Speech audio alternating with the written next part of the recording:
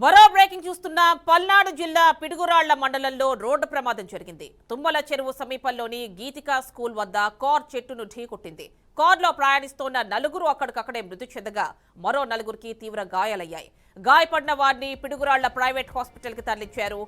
కొండగట్టు ఆంజనేయ స్వామి దర్శనం చేసుకుని కావలి వెళ్తుండగా ఈ ప్రమాదం జరిగింది. వీరు కావలి సమీపంలోని సిరిపురం గ్రామానికి చెందిన వ్యక్తులుగా గుర్తించారు.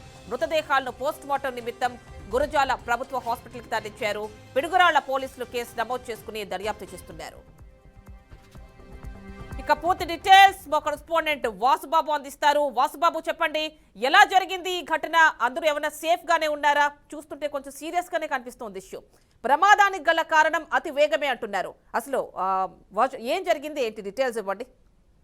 రైట్ ఆమెని వాళ్ళ ఉదయం తెల్లవారుజామున పిడుగురాల మనం తుమ్మల చెరువు సమీపంలో గీతికా స్కూల్ వద్ద, ఎక్కడైతే తుమ్మల చెరువు సమీపంలో ఉందో గీతికా స్కూల్, దాని ఎదురుగా ఘోర రోడ్డు ప్రమాదం అయితే చోటు చేసుకుంది. మితిమీరిన వేగంతోనే చెట్టుకు ఢీకొన్నట్టుగా తెలుస్తుంది కారు.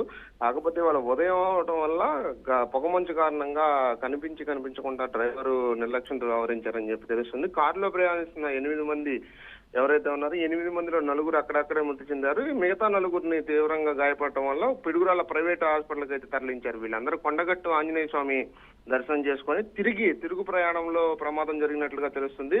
వీళ్ళంతా కావలి సమీపంలో సిరిపురం గ్రామానికి చెందిన వ్యక్తులుగా పోలీసులు అయితే గుర్తించారు. మృతదేహాలను పోస్టుమార్టం నిమిత్తం గురజాల ప్రభుత్వ తరలించారు. పిడుగురాల పోలీసులు కేసు నమోదు చేసి దర్యాప్తు అయితే చేస్తున్నారు. ఆమెని రైట్ వాసుబాబు, థ్యాంక్ యూ.